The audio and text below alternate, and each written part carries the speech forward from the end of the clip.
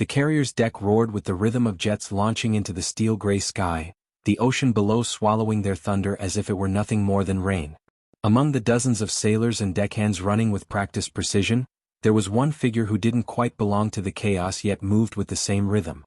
She wasn't shouting into headsets, she wasn't strapping into cockpits, and she wasn't commanding formations. She was handling crates of ammunition rounds, guiding forklifts, and keeping the supply line moving like blood through arteries. To most eyes, she was just another deckhand, sweat streaked across her brow, hair tied back, uniform neat but unremarkable.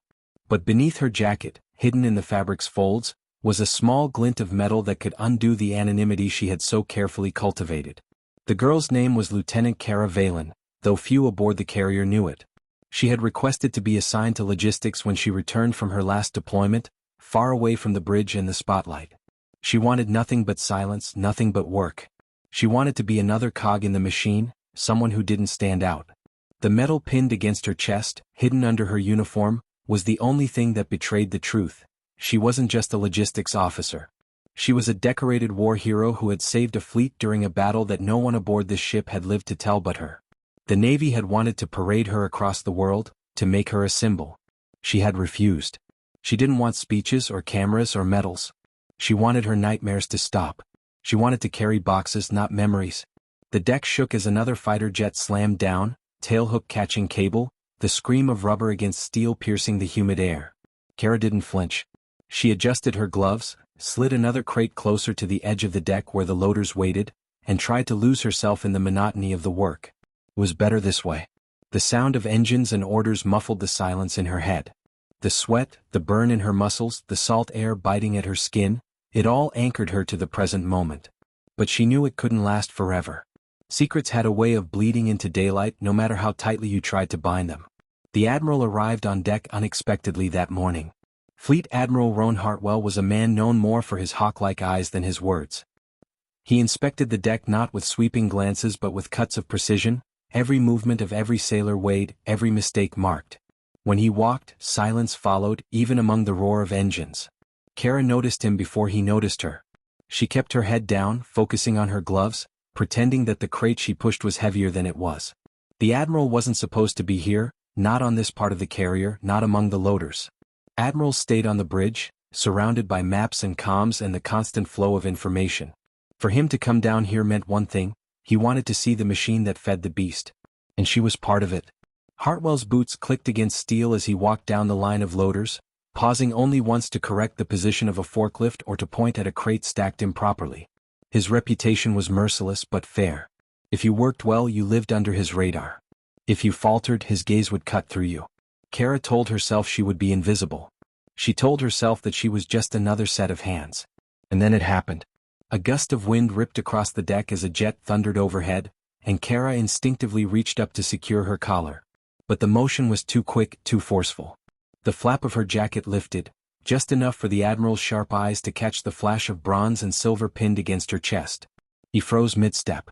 Kara felt the weight of his gaze snap onto her like a targeting system. She tugged the jacket closed in a heartbeat, but it was too late. His voice cut through the air, even louder than the engines. "You. Step forward." Every loader froze, tools and crates suspended mid-air as though time itself had halted. Kara's chest tightened. Her lungs felt smaller than they were supposed to be. She stepped forward, boots heavy, every motion deliberate, as if dragging herself into her own execution. She kept her eyes forward, but she knew the Admiral's gaze was dissecting her. He had seen. He knew. "Open your jacket," he ordered, not unkindly, but with the authority of a man who never repeated himself. Kara hesitated. Her heart slammed against her ribs, not out of fear of punishment, but out of fear of recognition. If she revealed the metal, everything she had built here, the silence, the anonymity, the small comfort of being unseen, would collapse. But disobeying an Admiral wasn't an option. With hands steadier than she felt, she tugged the zipper down and let the fabric fall open. The metal gleamed under the weak sunlight, catching the eyes of every sailor within sight. There was a collective intake of breath, whispers cutting through the air like sparks. Some recognized the metal instantly. The Gallantry Cross was not common. It was awarded only in moments of impossible courage, when the survival of hundreds, even thousands, hung on a single decision. The Admiral stared for a long moment. His face betrayed nothing, but Kara felt the weight of his silence heavier than any words. Then finally he spoke. "Why is it hidden?" Kara's lips parted, but the words didn't come. She swallowed, forcing her voice to emerge. "Because, sir, I came here to work, not to be remembered." The Admiral studied her, his eyes narrowing slightly, not in disapproval but in calculation. The deck was still silent, the other loaders waiting, breaths held, as though this moment was history unfolding before them. Kara could feel their stares burning into her, their understanding shifting. She wasn't just the quiet logistics officer anymore. She was someone who had carried the weight of war and lived. She was someone different. And no matter how hard she tried, that truth could not be buried again. The Admiral's gaze lingered on her metal once more before he gave a single nod. "Report to my office after shift," he said. His voice was calm, final. And then he turned, walking down the line as though nothing had happened, boots clicking against the steel deck. The engines roared again, the deck came back to life, sailors moving crates and forklifts as though the world hadn't just shifted. But for Kara, everything was different. The metal that had once been hidden was now burned into the memory of every soul aboard the carrier. And for the first time in months, she knew the silence she had clung to was gone. Kara's shift ended hours later, but her body still moved with the exhaustion of work. The crates were stacked, the forklifts parked, the loaders dismissed, yet her mind wasn't free. Every step toward the Admiral's office felt heavier than the last. The ship itself seemed to know, the hum of its engines pressing through the steel walls like a heartbeat, echoing in her chest. She had wanted to disappear into this vessel, to let her sweat and labor bury the memories, but the Admiral had seen. Worse than that, he had spoken. His command carried weight not just for her but for everyone who had watched. Now, every sailor aboard knew she wasn't just another set of hands. She was Lieutenant Kara Valen, the woman with the gallantry cross. The myth had been unmasked. The Admiral's quarters were at the upper level of the carrier, where the walls were lined not with grease or crates but with maps, screens, and the scent of polished wood. When she knocked, the door opened immediately. Admiral Roan Hartwell was not the kind of man to keep anyone waiting, not even a lieutenant who had hidden a piece of her past. He stood behind his desk, posture rigid, eyes sharp, yet not unkind. His voice carried the same precision as his steps on deck. "Enter." Kara stepped inside, the door closing behind her with a soft hiss. The room felt too clean, too organized. Her uniform, smudged with oil and salt, seemed to stain the air. She stood at attention, every muscle taut. Hartwell studied her for a moment, silent, as though he were measuring her against an invisible scale. Then he gestured to the chair in front of his desk. "Sit." She hesitated but obeyed, lowering herself into the chair with the stiffness of someone unused to comfort. The metal still glinted on her chest. She hadn't bothered to hide it again. What was the point? The Admiral had already seen. Hiding it now would only look like defiance. She waited, the silence stretching between them, until he finally spoke. "Do you know why that metal matters?" His voice wasn't accusatory, but it cut through the quiet like a blade. Kara's throat tightened. She wanted to say nothing. She wanted to say it didn't matter, that it was just a piece of metal, a weight that dragged at her more than it lifted her. But she also knew the Admiral wasn't asking for her opinion. He was asking for her truth. So she answered, her voice steady but low. "It matters because of what it cost." Hartwell's eyes sharpened. He leaned forward slightly, elbows resting on the desk. "Then tell me what it cost." The memories hit her like a wave she had been holding back for too long. Flames across the black sky. A fleet ambushed in a sector no one thought contested. Communications severed, ships crippled, officers dead. And her, thrown into command by accident, by survival, by the brutal necessity of the moment. She had rerouted the defense grid, redirected the last of the missiles, sacrificed half a squadron to save the rest of the fleet. She remembered the sound of voices screaming in comms, begging for orders, begging for miracles. And she had given them one at a price that still burned in her blood. When it was over, the fleet had lived, but the stars were littered with the wreckage of men and women who never made it home. Her jaw clenched. "It cost more than I can count, sir. And I don't wear it for honor. I wear it because I can't throw it away." Hartwell listened without interruption. His expression didn't soften, but it didn't harden either. He nodded slowly as though he had expected the answer, as though he had already known the weight behind the metal before she even spoke. "You chose to hide it." "Yes," she replied. Her eyes locked on his, steady. "Because I didn't want to be defined by it. Because the Navy wanted to use me as a face, a story, and I couldn't be that. Not after what happened. I came here to disappear, to work, nothing more." For a long moment the Admiral was silent. Then to her surprise he stood and walked toward the viewport, the stars stretching endless and cold beyond the glass. His hands clasped behind his back. When he spoke again his voice was lower, almost reflective. Do you think you're the only one carrying ghosts? Do you think you're the only one who paid in blood? Every officer aboard this ship carries scars. Some visible, some not. But few are given the chance to turn their scars into something that saves others. You were. And you did. Kara's fists clenched on her knees. She wanted to argue, to say it wasn't saving, it was survival. She wanted to scream that she didn't deserve to be seen as a hero. But the words caught in her throat. The Admiral wasn't praising her. He was reminding her.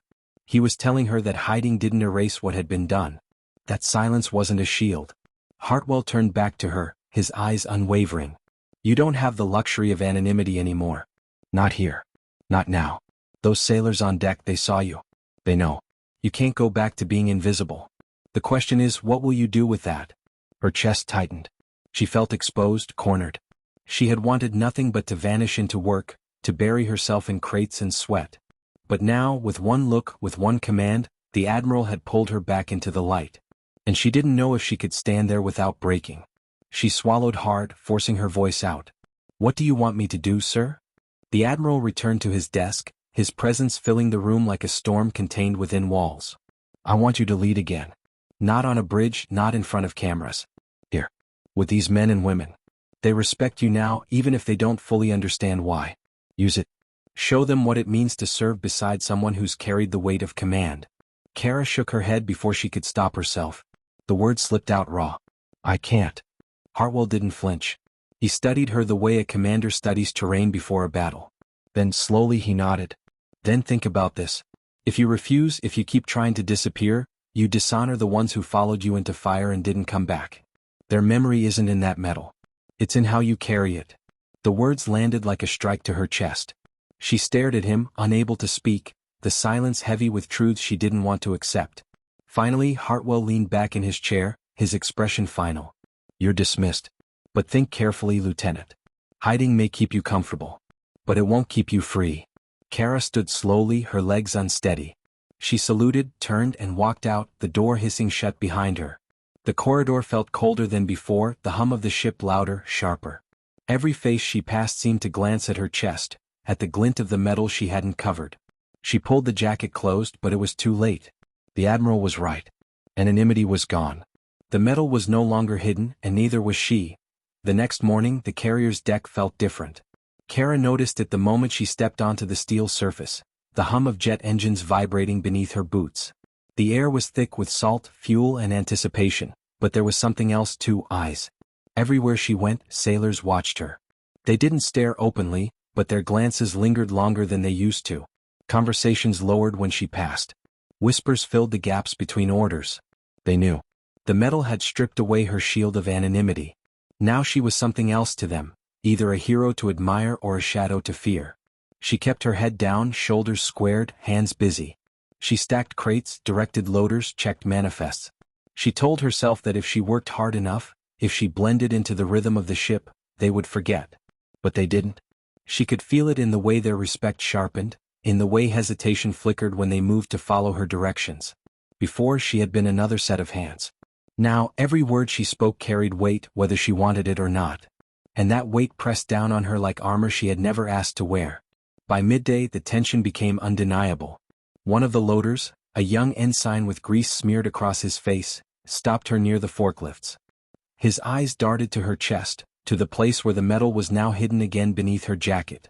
His voice trembled with something between awe and accusation. Ma'am, is it true? Are you the Kara Valen from Harrow's Belt? The name hit her like a blow to the ribs.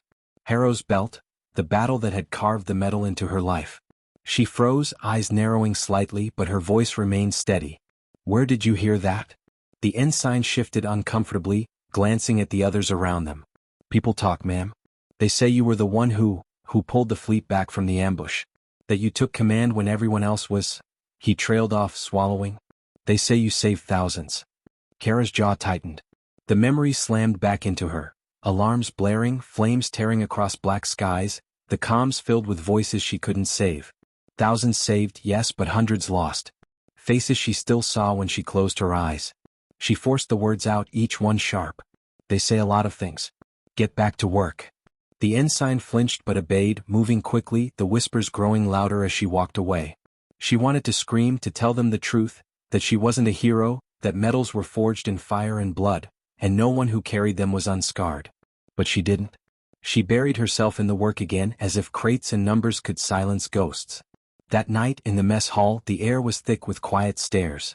Sailors who once ignored her now nodded respectfully, some even moving aside to make space. She hated it. Respect felt like a chain heavier than judgment. She ate quickly, keeping her eyes on the tray, but even then conversations reached her ears. That's her, isn't it? The one from Harrow's belt. I heard she was decorated by the High Council themselves. Why is she down here with us then? She clenched her jaw, finished her meal, and left before the whispers could tighten further around her throat. She thought sleep would come late, but it didn't come at all. She lay awake in her bunk, the hum of the ship rattling through the walls, the metal cold against her chest. Hartwell's words echoed in her head. You don't have the luxury of anonymity anymore. She hated that he was right. The ship had already decided what she was. And soon it would demand she prove it. The demand came sooner than expected. 2 days later, alarms shattered the stillness of dawn. The carrier jolted with sudden movement, engines roaring louder as klaxons blared through the corridors. Kara was already on her feet, boots hitting the deck as sailors scrambled around her. Voices crackled through the comms, unidentified contacts approaching. Vector 12 closing fast. The hum of readiness turned into a roar of chaos. On the deck, Kara watched as jets scrambled for launch, pilots running, crews shouting. The air was alive with tension, the kind that only came when real danger pressed at the edges of radar screens. The captain's voice thundered over the speakers, calm but sharp. All hands prepare for potential engagement. This is not a drill. Kara felt the surge of adrenaline claw up her spine. She wanted to bury herself in the crates, in the work, but the moment she stepped onto the deck, sailors turned to her. Their eyes sought her not just for orders but for certainty. Even the loaders froze, waiting. It was instinct, they didn't know they were doing it. But they looked at her as though she carried answers. As though the stories whispered in the mess hall had become flesh in front of them. She wanted to tell them she was no leader anymore. But their fear left her no choice. Keep the line moving, she shouted, her voice cutting through the chaos. Ordnance to stations now. No delays, no mistakes. The words snapped them into action. Forklifts roared to life, crates slid across steel, hands moved faster. Her orders weren't grand, weren't heroic. They were practical, precise, and effective. But it was enough. Fear turned into focus. Panic into motion. The machine began to move as it was meant to. The Admiral appeared on deck minutes later, his presence cutting through the storm. He scanned the chaos, then his eyes found her. For a heartbeat, their gazes locked. He didn't smile, didn't nod, but something in his stare acknowledged her. Approved of her. Then he turned, barking into comms, directing the fleet. The unidentified contacts grew closer. Fighters launched into the air, their engines screaming into the clouds. The carrier shifted course, the sea churning below. Kara kept working, every muscle taut, every order sharp. But beneath it all, the ghosts of Harrow's belt stirred. She heard their voices in the roar of the jets, saw their faces in the flicker of fire across the horizon. She forced herself to breathe, to stay present, to remember Hartwell's words. Their memory isn't in the metal. It's in how you carry it. When the first missiles hit the outer perimeter, shaking the ship, Kara didn't flinch. She shouted over the chaos, steady as steel. Around her, sailors moved faster, steadier. Not because she was their commanding officer, but because she was there, unshaken, carrying the weight they couldn't name. And for the first time since Harrow's belt, she realized something. Hiding had never made the ghosts quieter. But leading made them bearable. The sea erupted with violence. The carrier tilted under the shockwave of another near impact, the water churning in jagged sprays as enemy fire cut closer. The horizon glowed with streaks of red, missiles and countermeasures painting the sky in a storm of light. The carrier's fighters were already engaged, their trails carving across the clouds, but the contacts had multiplied. What had been 3 blips on radar had turned into 6, then 10. Whoever they were, they weren't testing defenses anymore, they were here for blood. Kara braced against the rail as the deck shuddered beneath her boots. Around her, sailors scrambled with crates, loaders shouted into headsets, forklifts swerved to deliver ordnance. It was chaos balanced on the edge of control, and she knew it could tip at any moment. The crew's fear was palpable, an invisible tide threatening to drag them under. Then a missile hit close enough to rattle every bone in her body, the blast sending a spray of ocean across the deck. For one moment the line faltered. Hands froze, loaders ducked, voices cracked. It was the kind of hesitation that killed. Kara's voice tore through the noise before she realized she was shouting. "Hold the line. Eyes up. Keep moving or those fighters don't come back." The force in her words was enough to snap them out of it. The loaders surged forward again, muscles straining, forklifts grinding across the deck. Ammunition reached the lifts, missiles rolled toward waiting aircraft, and the cycle continued. Fear gave way to momentum. They needed someone steady, and without choosing it, without wanting it, Kara became that steady point. The comms crackled overhead, the captain's voice calm but sharp. "Enemy fighters confirmed, unmarked, no identification. They're testing our formation. Keep defenses tight." Another explosion rocked the carrier, but the crew didn't falter this time. Kara could feel their rhythm syncing with hers. Every order she barked picked up instantly, executed without question. They weren't just following her, they trusted her. And then the storm truly began. The first enemy fighter broke through the perimeter, diving low, cannons blazing. The sound was deafening, steel ripping under fire as sparks showered across the deck. Sailors ducked, alarms screamed. One crate toppled, scattering shells across the floor. For a split second, panic flared again. Kara didn't think. She grabbed two sailors by their vests, hauling them upright. "Move. Clear the deck." She dove for the shells herself, dragging the crate upright, forcing the line to keep moving. Above, the carrier's guns roared, tracers cutting the sky, shredding the attacker into flame. The wreckage spiraled into the sea, but the damage was done. The fight was here. The Admiral appeared on the deck again, storm cutting through storm. His gaze swept the chaos, sharp, relentless. He barked into comms, coordinating fighters, calling trajectories, commanding the fleet. But when his eyes found Kara, he didn't give orders. He just watched, measuring, and then turned back to the war as if her presence had already been accounted for. As if he trusted her to hold her ground. Minutes bled into hours, each second stretched by fire and steel. The enemy pressed harder, waves of fighters diving in formation, their engines screaming as they tested the carrier's defenses. The fleet responded with brutal precision, jets launching, guns spitting fire, countermeasures streaking across the sky.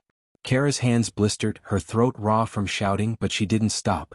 She pushed crates, hauled shells, directed loaders.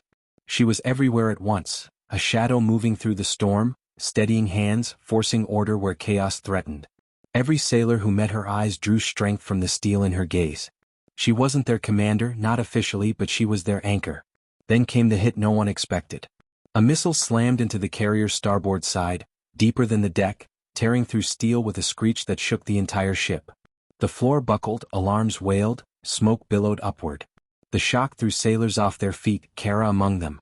She hit the deck hard, air punched from her lungs, ears ringing. The world tilted, blurred with fire and smoke. She forced herself up, coughing, vision swimming. Around her, sailors staggered, some bleeding, some frozen. Panic clawed at the edges again, louder this time, sharper. If the line broke now, if fear won, the carrier would fall. Her voice ripped through the smoke, raw but unyielding. "Stay on your feet. Damage control teams move. Get those fires contained. Everyone else, keep the line alive." The words weren't polished, weren't official, but they carried weight. Enough to drag men and women out of shock and into motion. Teams sprinted toward the breach, hoses spraying, welders sparking, medics dragging the injured away.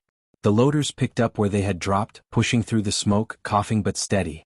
The line didn't break. Not this time. Kara's chest heaved, lungs burning, but she didn't stop.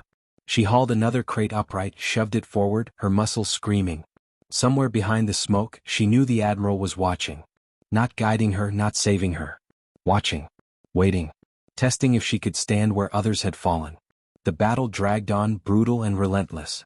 Fighters screamed overhead, explosions tore the sky apart, and still the carrier held. Every sailor fought not with weapons but with sweat and steel and grit.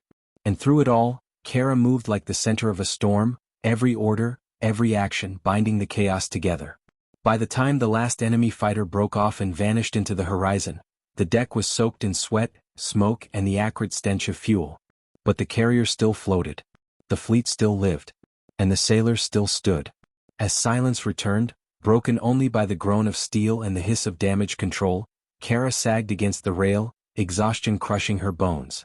Her hands trembled, her body screamed for rest, but her eyes remained sharp. Around her, sailors met her gaze with something new, not whispers, not hesitation. Respect. Real, unspoken, unshakable.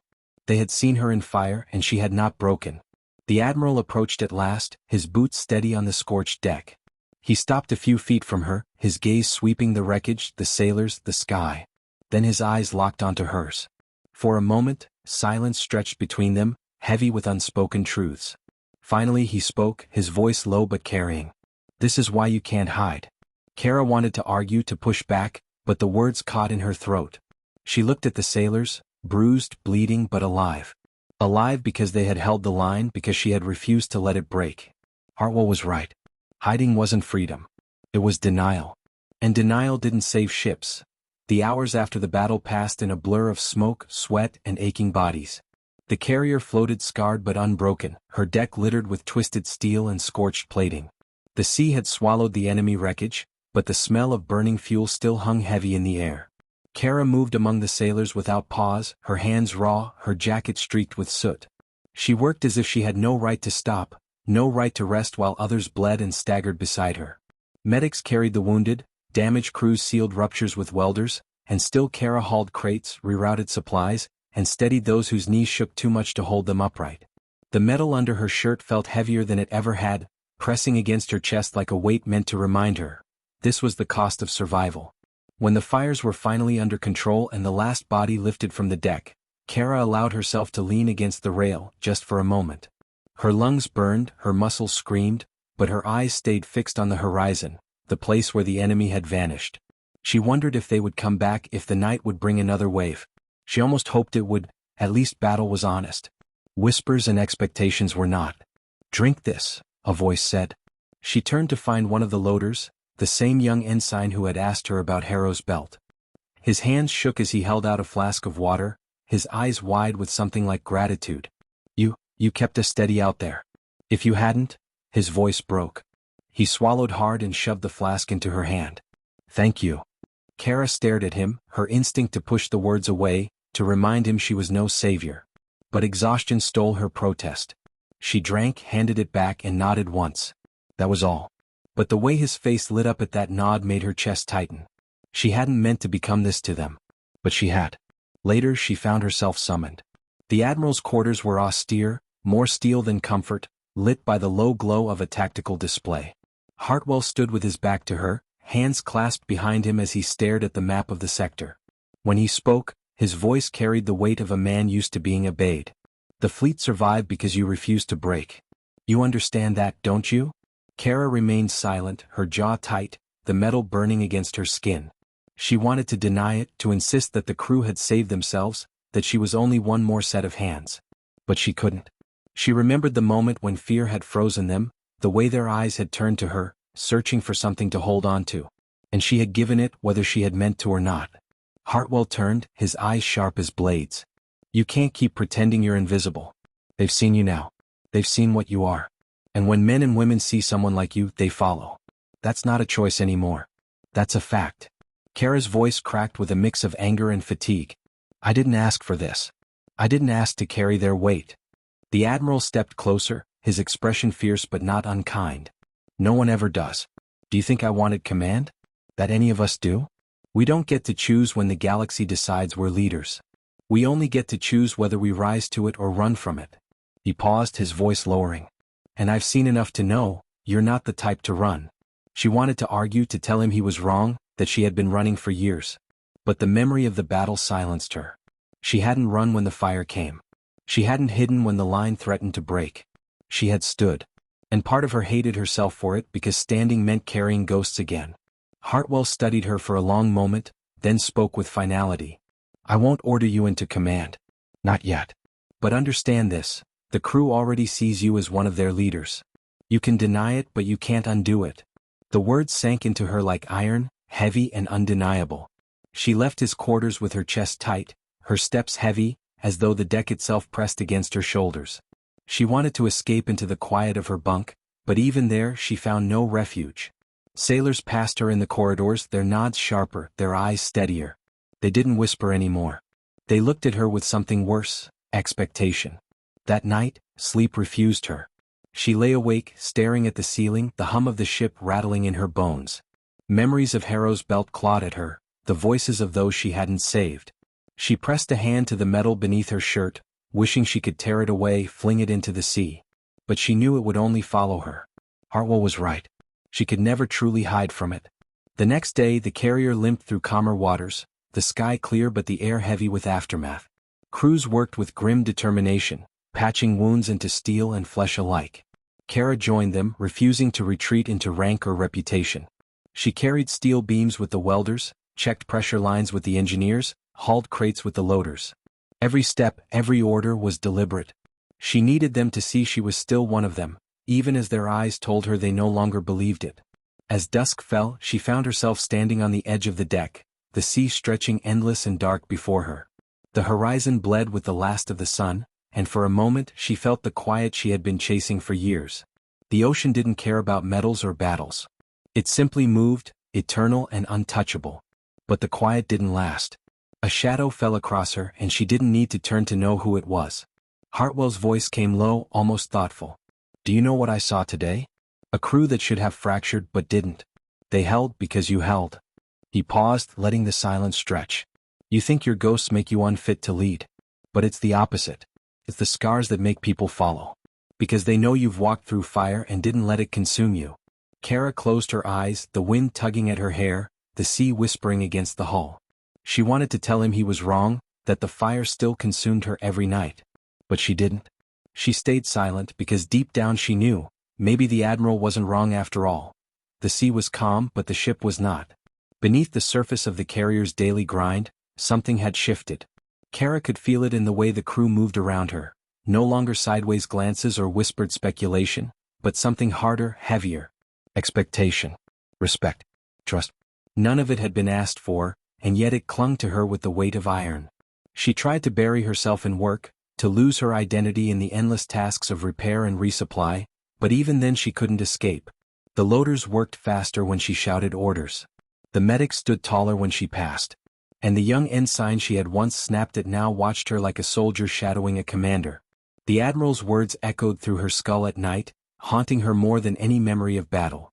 You can't keep pretending you're invisible. She turned those words over until her jaw ached from clenching, until sleep abandoned her completely. She had spent years fleeing the shadow of her metal, convinced that distance meant freedom. But what Hartwell had seen in her was something she couldn't run from, not in the dark corners of her bunk, not in the chaos of the deck.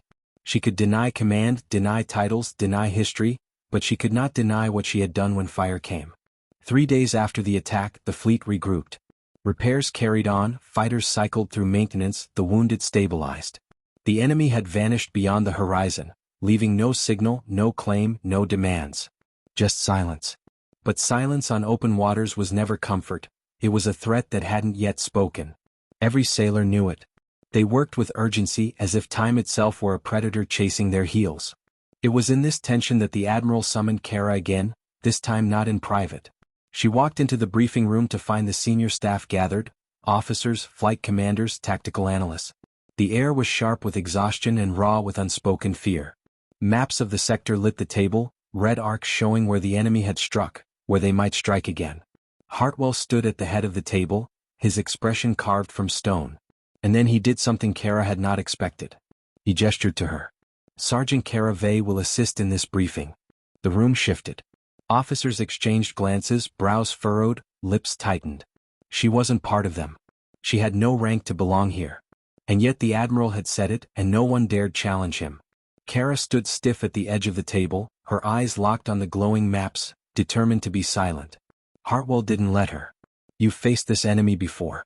You've read their moves not in simulations but in fire. Tell us, what do you see? For a moment she couldn't breathe. The metal under her shirt seemed to burn, dragging her back into memories she'd spent years trying to kill.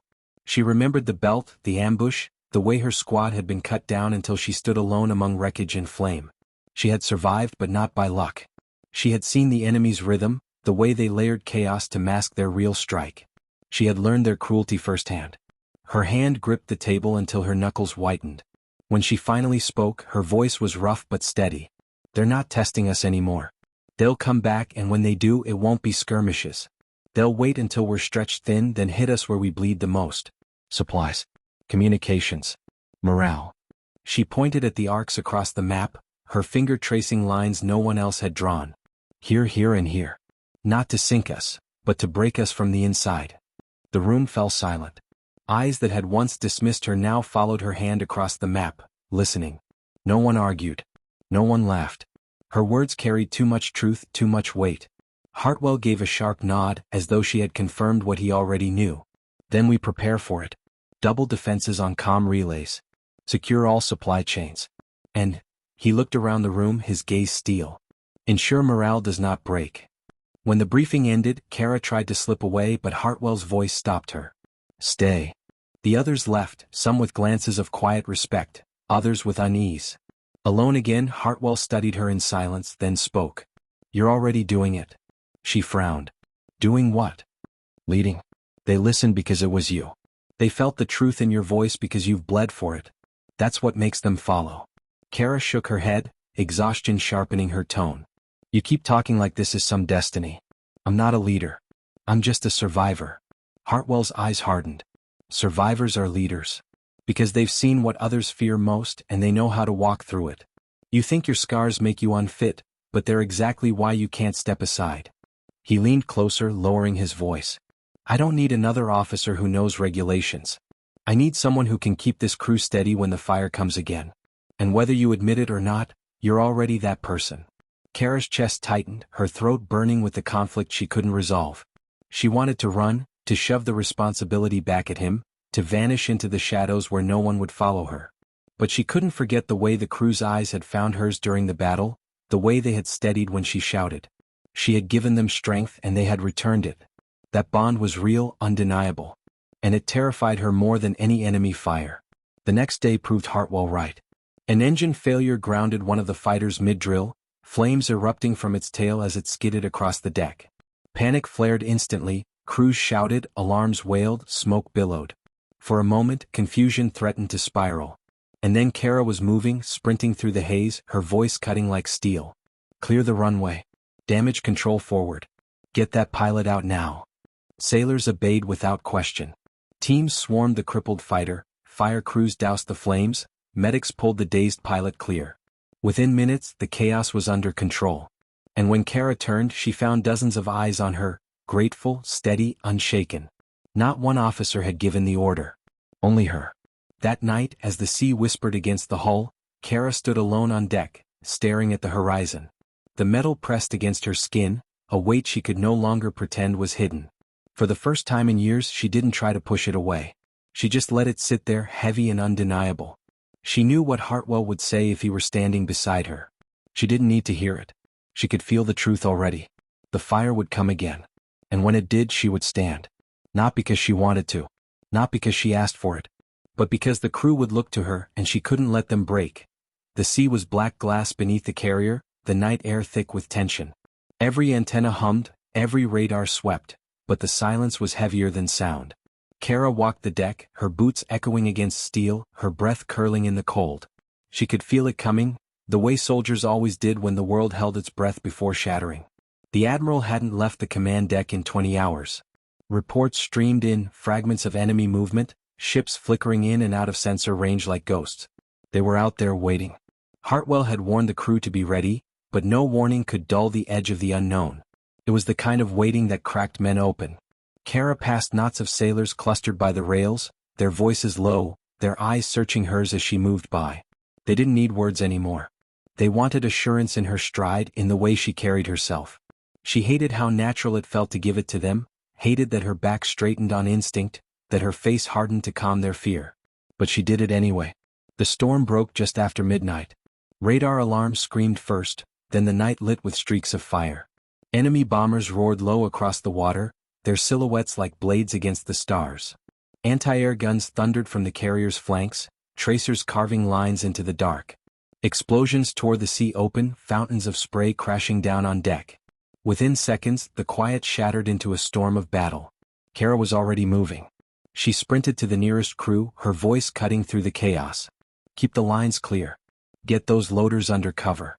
You, seal the hatch. Men and women scrambled, their movements sharpening under her commands. She barely thought, every order flowing from instinct, from battles burned into her bones. A bomber's payload slammed the aft deck, the shockwave knocking Kara to her knees. She rolled to her feet, blood pounding in her ears, and saw fire eating through a fuel line. Without hesitation she grabbed 2 crewmen. "With me. Now." Together they hauled extinguishers, foam hissing against flame until the roar died into smoke. The intercom blared with Hartwell's voice. "All fighters launch. Defensive pattern Delta 4. Hold the line." His voice was steady, but even from here Kara heard the strain beneath it. Enemy ships cut through the water in the distance, sleek and predatory.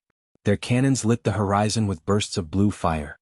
The carrier shuddered as shots tore into her side, metal shrieking under the impact. Alarms wailed across every corridor. Kara didn't hesitate, she dashed below deck where smoke and screams rose in equal measure. She found a breach near the starboard hull, water flooding through twisted steel. Sailors fought to seal it, their efforts chaotic, panicked. Kara shoved her way into the fray, her voice cracking like a whip. "Focus. Patch the lower seam first.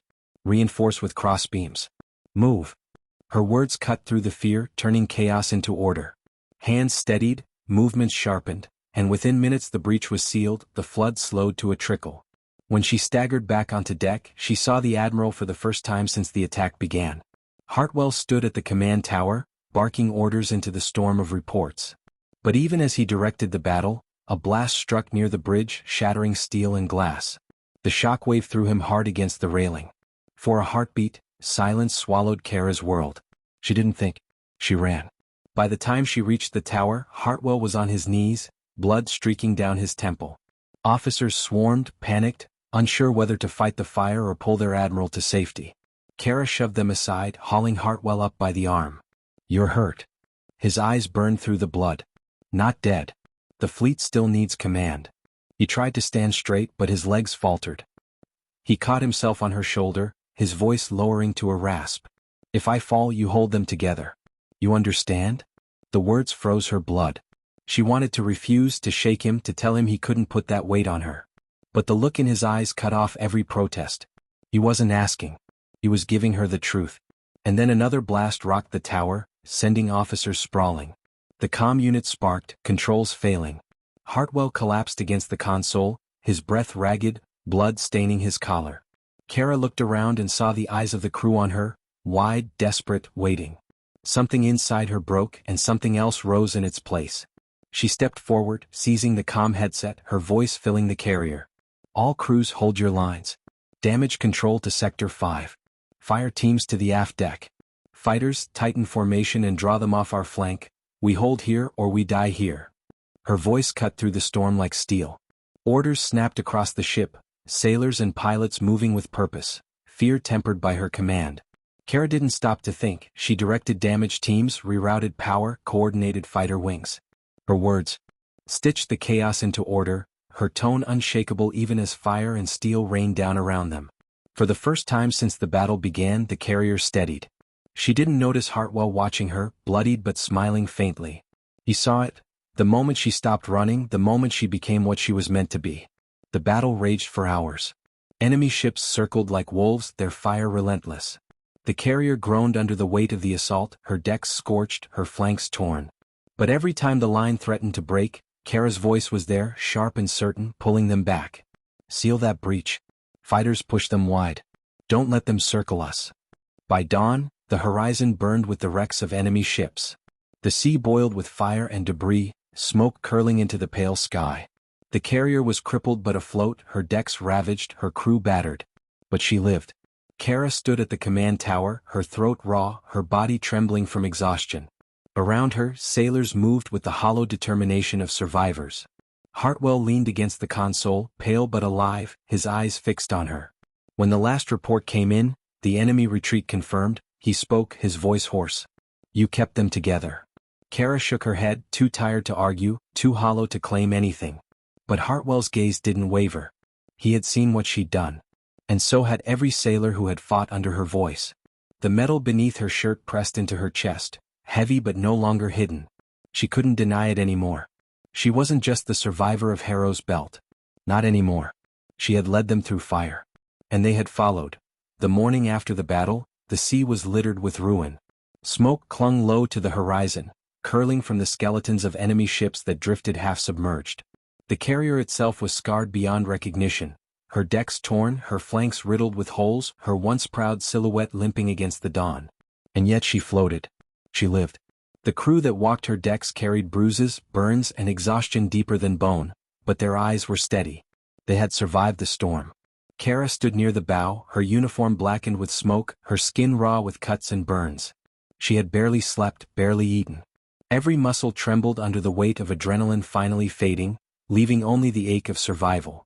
But when sailors passed, they saluted her, not casually, not mockingly, but with the solemn respect given to command. She returned none of it, though her throat tightened every time. She had never wanted salutes. She had only wanted silence. But silence was gone. By midday the Admiral called for an assembly. The entire crew gathered on the ruined deck, hundreds of men and women packed shoulder to shoulder among wreckage and fire-scorched steel. The sea wind carried the stench of smoke, and still they stood tall, their uniforms ragged, their faces grim. Kara tried to slip to the edge of the crowd, but Hartwell's voice rose from the makeshift podium, and her attempt at invisibility shattered. "This ship was tested last night," he began, his voice hoarse from injury yet strong enough to cut across the wind. "We were struck harder than any of us have known.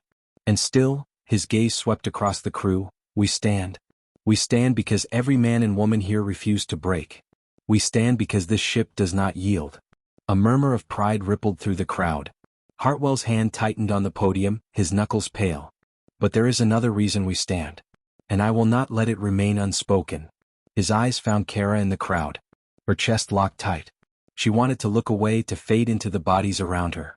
But Hartwell lifted a hand, and the crew parted, eyes following her as though pulled by invisible gravity. Slowly, unwillingly she stepped forward, the crowd opening to let her through. By the time she reached the front, the silence was unbearable. Hartwell's voice lowered, but every ear caught it. "Many of you know her only as a loader, a sergeant who chose to vanish into the shadows of the fleet. But last night, when chaos threatened to consume us, when even I was struck down, it was her voice that held this crew together. It was her orders that saved this ship." He turned to face her fully, his weathered face lined with conviction. "Sergeant Kara Vey is more than the survivor of Harrow's Belt. She is the reason you are all standing here today." The silence broke like a wave. The crew erupted, not in polite applause, not in half-hearted cheers, but in a roar that rolled across the deck like thunder. Sailors pounded their fists against steel, pilots raised their helmets high, medics shouted her name. Kara froze, her body rigid, her throat closing around words she didn't have. She wanted to deny it, to tell them they were wrong, that she had only shouted louder than the rest. But as she looked at their faces, their gratitude, their belief, she felt the truth strike harder than any blast. They weren't cheering because she had shouted. They were cheering because she had given them something to hold on to when everything else was burning. She had led them.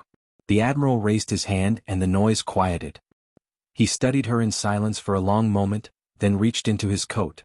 When his hand emerged, it held a box, small, black, worn with age. He opened it slowly and inside gleamed a medal. Not the one she kept hidden against her chest, but another, fresh and unblemished.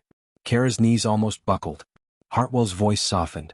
"You buried your past because you thought it made you unworthy. You carried your scars like chains. But last night proved the truth. Scars do not weaken you, they bind you to those you protect. And this crew knows it."